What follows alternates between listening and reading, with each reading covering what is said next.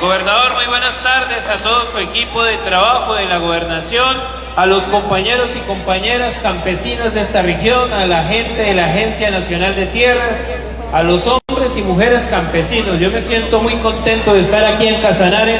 No hay mejor celebración del Día de Trabajo que estar con la gente que más trabaja en este país, que son los campesinos y campesinas de Colombia.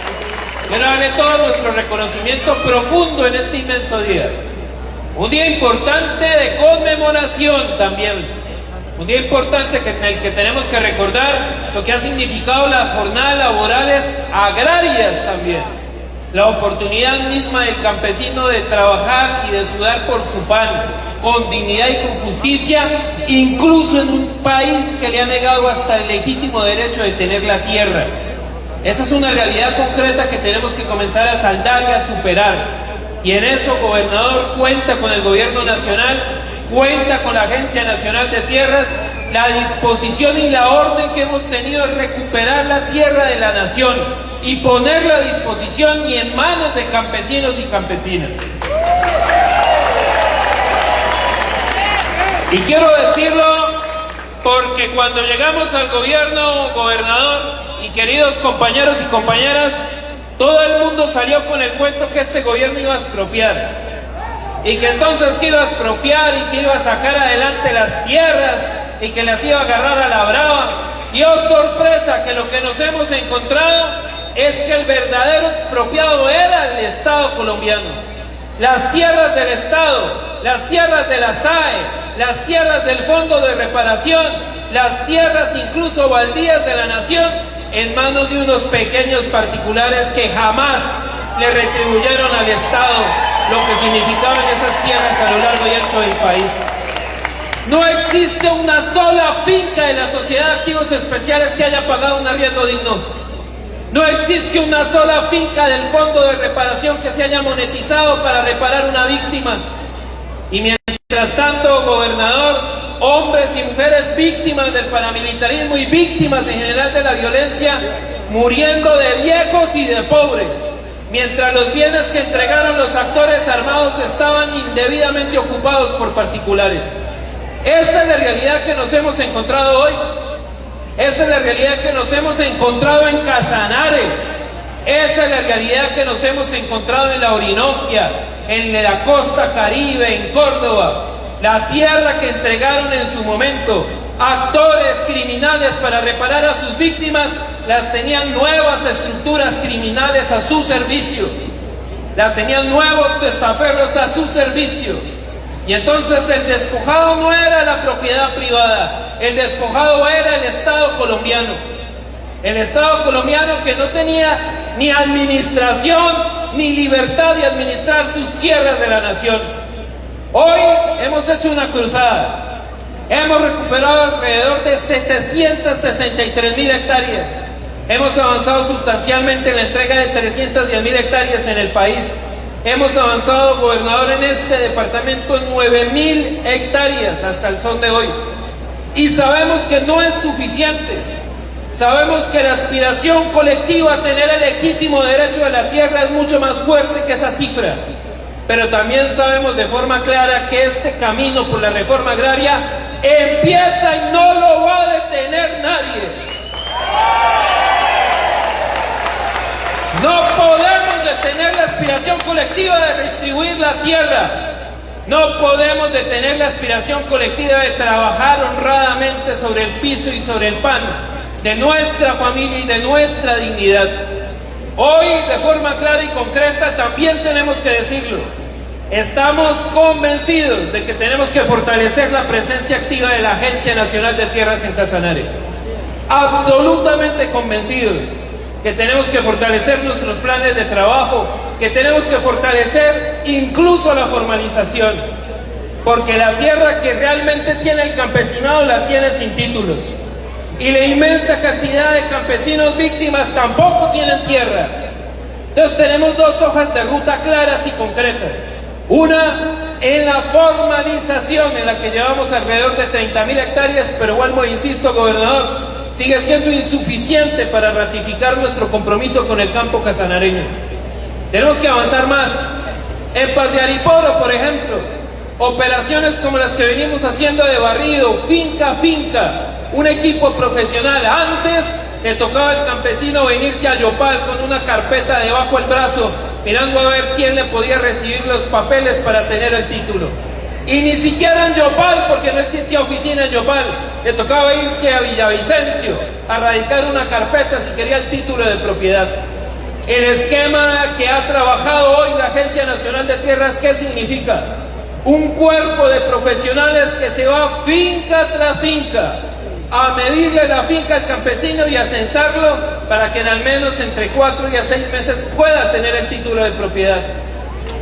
Eso es muy valioso y muy importante que reconozcan, porque es fundamental. Por allá hay gente de la oposición diciendo que por qué es que se contrata tanta gente en la Agencia Nacional de Tierras. Ahí tienen la respuesta. Finca tras finca, más de 700 personas en el país se dedican a recorrer veredas y caminos identificando parcelas para poder sacar títulos individuales. Esa es la realidad concreta de lo que hace hoy la Agencia Nacional de Tierras.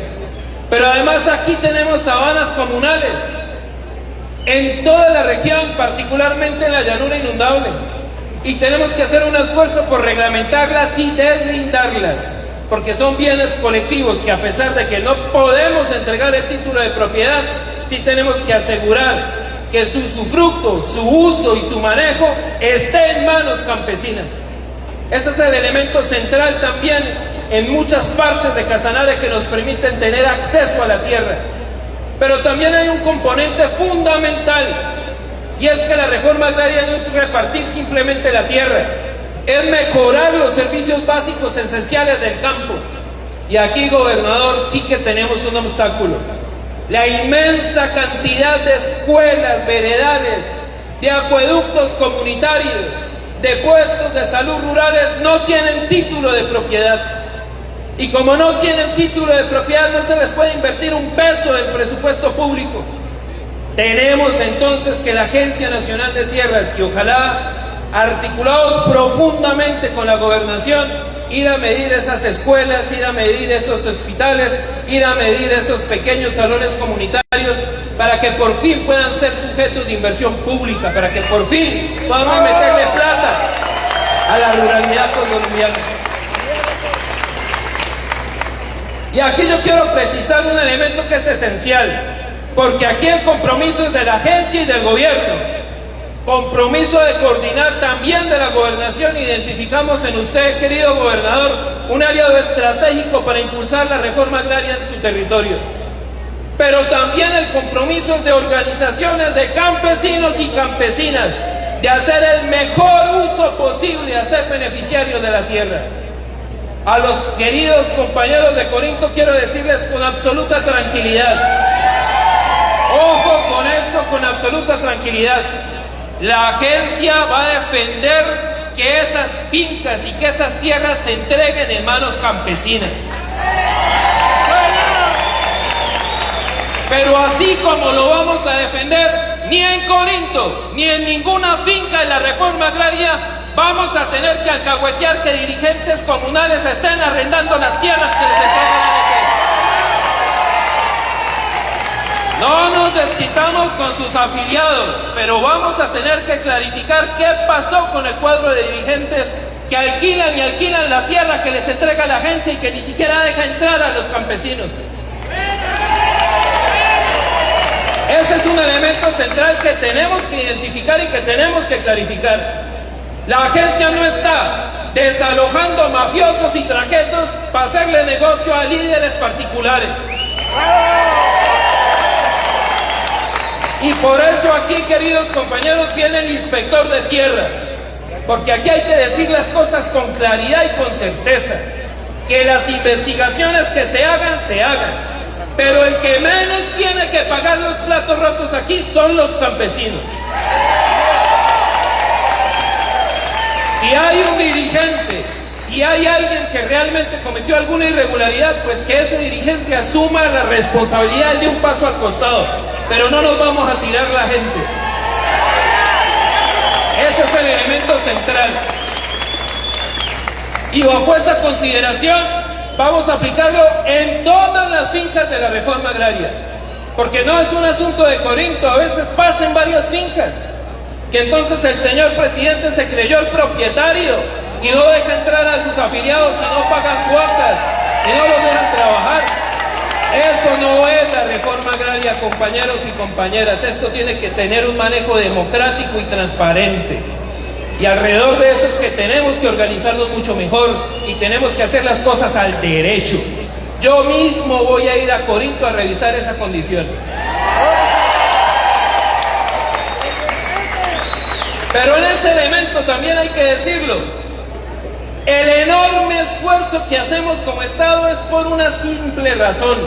Entendemos que el campesino y la campesina lo que necesitan es un pedazo de tierra para trabajar y hay que trabajar.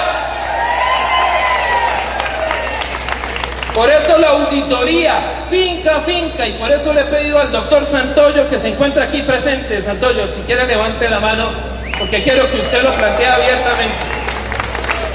Finca a finca vamos a hacer la inspección, a trabajar. ¿Dónde es que no están dejando entrar a los asociados? ¿En dónde sí? ¿Qué está pasando y cómo están esas condiciones abiertas? Así es, muy bien. Y precisamente porque no dejamos al campesino solo y porque tenemos que superar este rezago es que estamos hoy unidos en este propósito común de fortalecer la iniciativa y la articulación con la gobernación. Porque nosotros tenemos Sembrando Vida, gobernador. Es más, acá hay unos compañeros que hoy reciben un proyecto productivo de Sembrando Vida. Estamos hablando de que directamente, aquí están los compañeros, la Agencia Nacional de Tierras, sin operador, sin intermediario, sin contratista, entrega el recurso a la asociación para que la asociación se haga responsable de comprar sus insumos y sus elementos para sacar este proyecto adelante. Nada de operadores que se llevan el 30% para casa, directamente a la cuenta de la asociación, y la asociación en su asamblea es responsable de hacer un uso y una inversión clara y concreta de sus recursos. Y ese es un elemento central que queremos detallar el día de hoy. Pero además yo le decía al gobernador ahora, si cada finca nos pide maquinaria, si cada finca nos pide un local, si cada finca pide garantías y condiciones de comercialización, pues efectivamente no le vamos a llegar. Pero en cambio, si promovemos el cooperativismo, si cada 5.000 hectáreas organizamos una cooperativa y podemos asegurar banco de maquinaria y podemos asegurar comercialización directa y podemos asegurar recursos de crédito asociativo para mejorar la economía campesina, eso es otro cuento. Y entonces ya no se trata simplemente de la distribución de tierras, se trata de un gran movimiento por la producción agrícola en Casanare. Se trata de articular el esfuerzo público y comunitario con proyectos de alto calado como la planta de cereales que usted propone, gobernador, y que necesitamos para la soberanía nacional. Y aquí quiero hacer hincapié por qué la necesitamos. El 83% de los cereales que consume este país son de afuera. Y es que en Colombia no hay tierras y campesinos para poder ser autosuficientes en nuestra producción de comida. El 83% de los cereales. Eso significa que la imposición del precio de la proteína depende sustancialmente del dólar y de la importación. Imagínense un país que pone el derecho de la alimentación de sus hijos y de sus hijas en manos del comercio internacional en un mundo en guerra. No podemos cometer esos errores. Aquí en Colombia hay gente berraca que sabe cultivar.